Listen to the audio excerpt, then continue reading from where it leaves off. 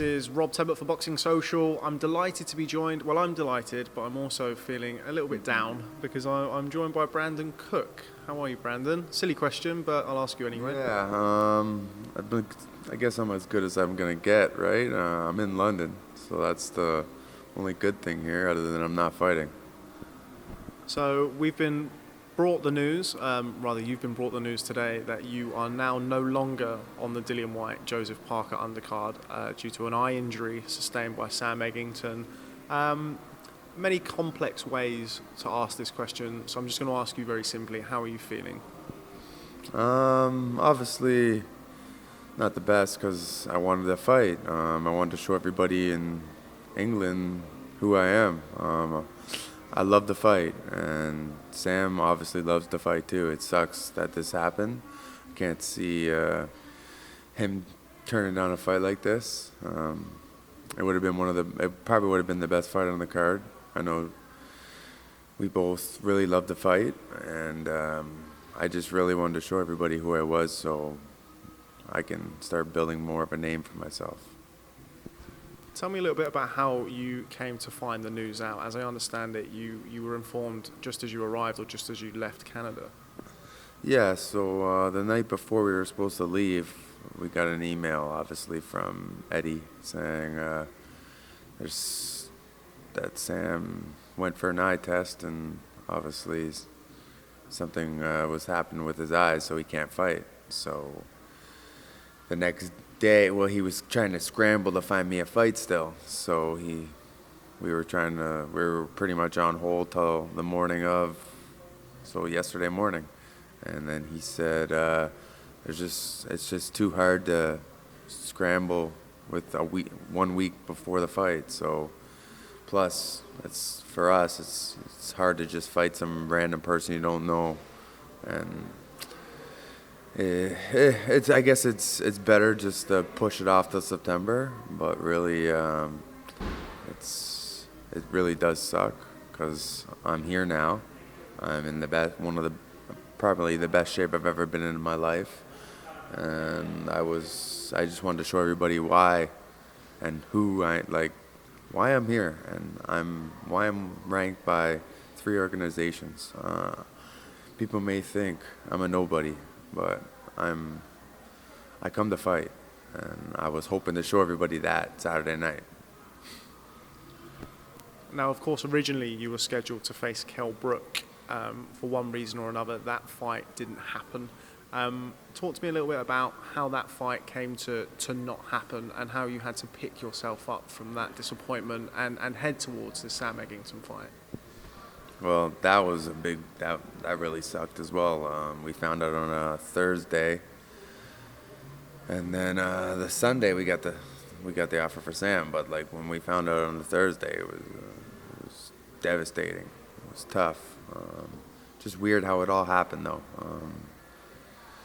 Obviously, if you have an injury, you can't fight. But we heard for 2 weeks that he hurt his ankle or whatever, and then finally Eddie said he's out, but he's posting stuff on Instagram of him riding bikes, and seen someone on Twitter post a picture of him with sparring gear on. I don't know. I don't know how people can just say they're hurt and not get paid, but he's close to the end of his career, so he doesn't want to take a risk with somebody like me.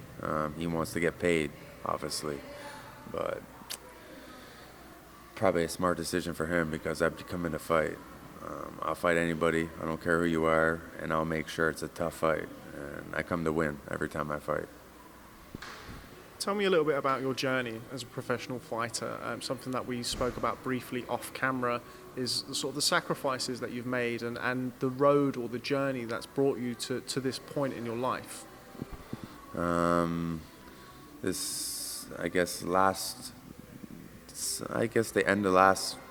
the end of last summers, I worked full time my whole career. I installed windows and doors my whole career, and then I got a big fight in Kazakhstan, and then I obviously lost, but that gave me an opportunity to pay myself to quit my job. I sold my house, So I had a good amount of money that I just pay myself so I can train full time like everybody else does, because it's just too hard on the body to train full time and work a full time job. Not many good athletes can do it. Nobody can do it, really.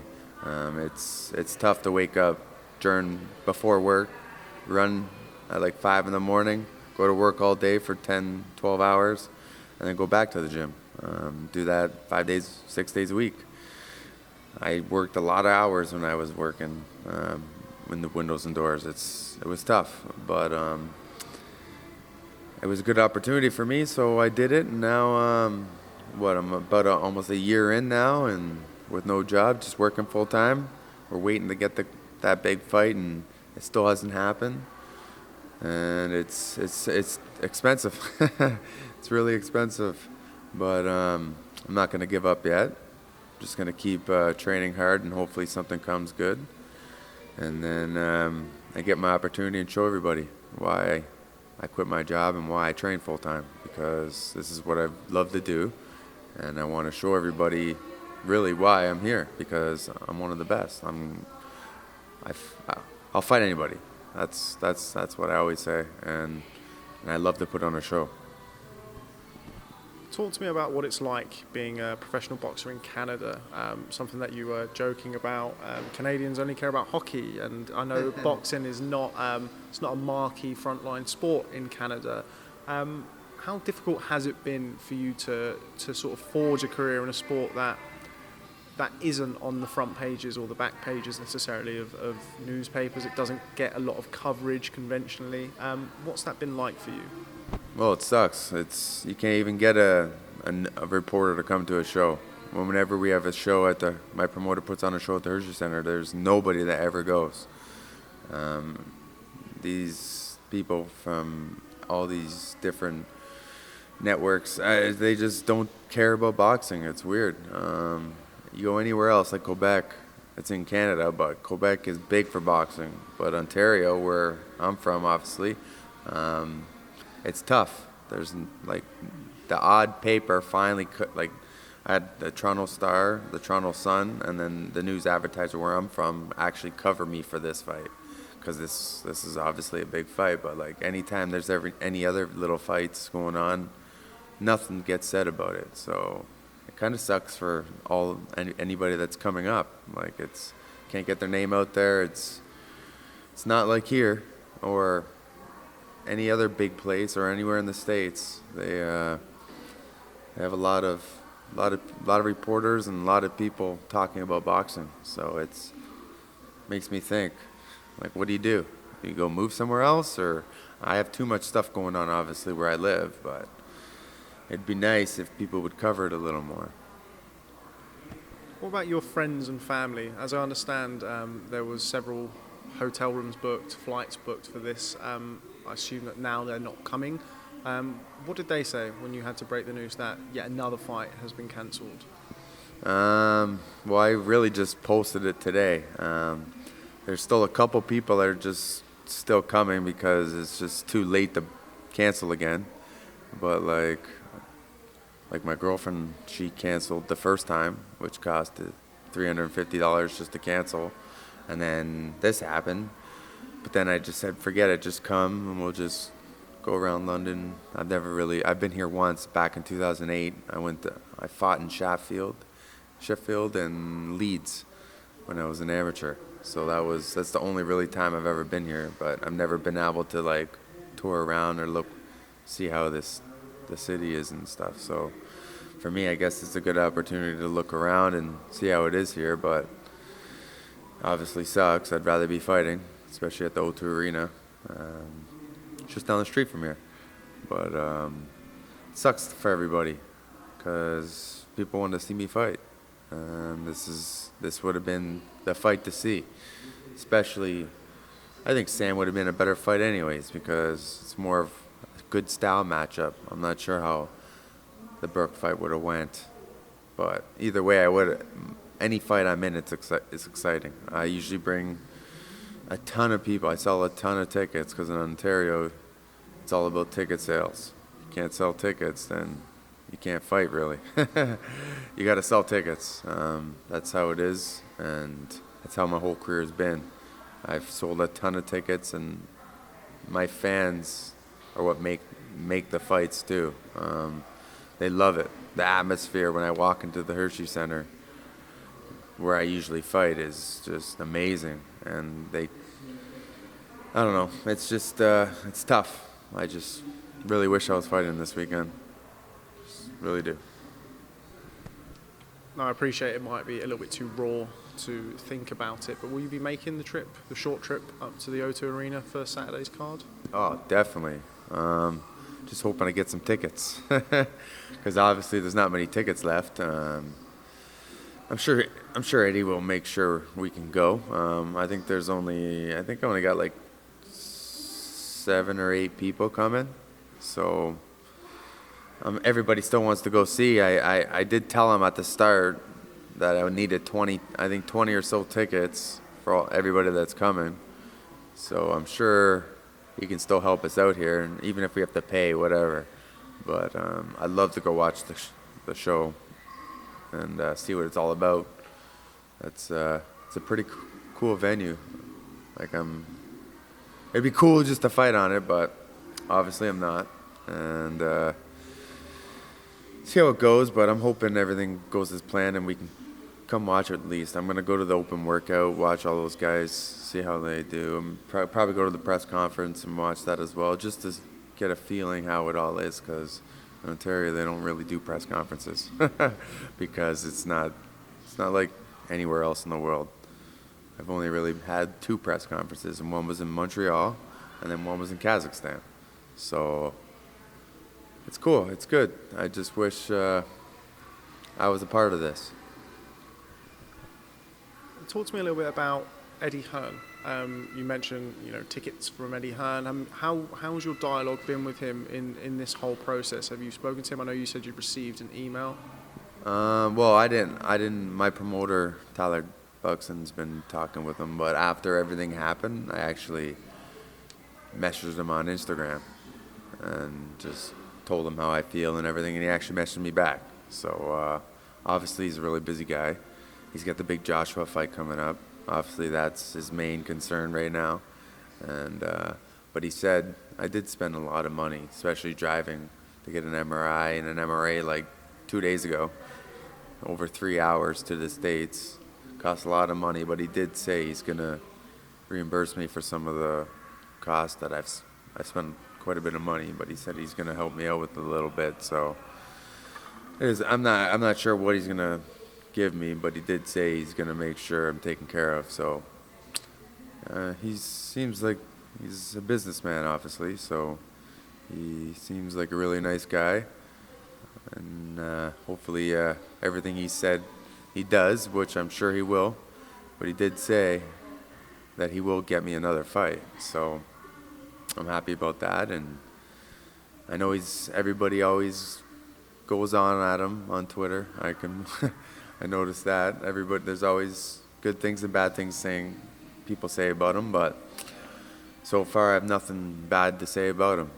He says he's done everything he said, so as long as he does everything he's already said now too, I can't see nothing I can say wrong about him. He's been totally nice. He still let me and Tyler come, so that was great. At least I get to go around London and see how it's like, right?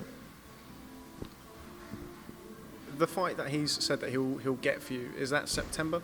I believe so. He said September. I guess it all depends on how Sam is, right? Or whoever. I'm sure it's going to be Sam, but I'm just hoping everything goes as planned and I can come back here in September and fight. It'd be a lot better if it was the Joshua undercard, though. The fight at Wembley Stadium would be like amazing.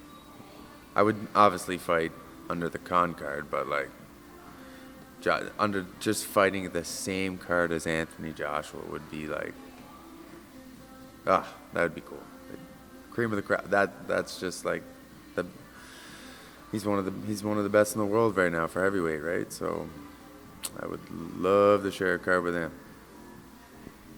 Well, not that it means anything or that I can do anything about it, but I do hope that happens for you as well. Because there's going to be, what, like 80,000 people there? More people get to see who I am. And more people are going to see an actual good fight. Because I know Sam, I've watched a ton of his fights, and what I've read and what I've heard is he comes to fight. And so do I. So I think people would get really interested if we were on that card. And then they would be pumped after they watch us fight. And then the main event would be just as good. We would get them all ready for it. That's what I would love. Obviously, they haven't announced anything for that card yet, so we'll see what Eddie says. But either way, I'll take whatever he gives me. I just want to fight. That's all I want to do. That's what I came here to do. And that's what I trained to do, is to fight. I appreciate this might be, again, too soon to really process. You seem to me, while very nice, you seem quite alone from all of this. You strike me as somebody who feels a little bit cast aside by the sport. When things like this happen, does it ever make you consider your future in boxing? Yeah, it's obviously tough, right? No one ever wants to do this because it costs a lot of money to train, and you can't. A boxing career doesn't go too long. You don't want to be a vegetable by the end of your career, right? I at least don't. I wanna fall back on something. Like before I started boxing, before I turned pro, actually, I went to police foundations, which my college diploma.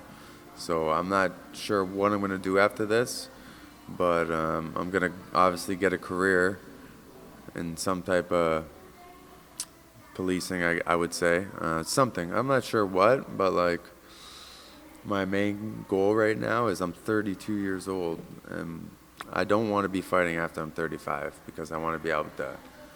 People take a lot of punishment. Your brain's not meant to be hit, right? So I've been good so far, though, obviously. 20-1. And I just got a couple years left, and I want to do as much as I can in these next couple years and then fall back on a good career and look back and just enjoy everything I did. I traveled the world and fought all over the place. An amateur, I fought a couple different places. Pro, obviously, the only really big place I fought was Kazakhstan. That was pretty intense. That was a good experience. Even as soon as I got off the plane, everybody knew who I was there. I guess because the guy I'm fighting was like, Kanat Islam was really well known over there. Even like the border guy that was checking my passport knew who I was and wanted to take a picture with me. So just doing stuff like that it's cool. And back in where I'm from, you can go anywhere, people don't know who you are at all. So it's like, you're nobody. But, it's the game. I mean, I enjoy it. I just really love to fight. So, just hoping I get a couple big fights before I don't fight anymore. But I'm not done yet. So hopefully, we're back here in September. Hopefully at Wembley Stadium. So we'll see, I guess, right? I just can't thank everybody enough for everything they've done for me, all the support. Everybody that came down, bought tickets to the fight. Well, they were going to buy tickets for the fight because I was going to get them for them. But then bought all the flights to come here, booked all the hotels. I'm sorry, but obviously the fight's not happening now. And sorry to everybody out here that was going to see a great fight between me and Sam. Because that's what was going to happen. It was going to be the fight of the night. And I would have put my money on that. And they're going to have to wait now. But it is what it is. As long as it happens, I'm happy. I'm sure Eddie's going to make it work. So we'll figure that out soon. Hopefully everything gets signed and done deal for September, and then we can do this again. Hopefully there's no injuries this time, and then I can show everybody why and who I am. I come to fight, and I'm going to fight. Hopefully in September. So, at Wembley Stadium, because there'll be 80,000 people there, that will know who I am after this, right? It would have been nice to be at the O2 Arena, but I can't control what happens. And again, can't thank everybody enough. Thank you for doing this interview.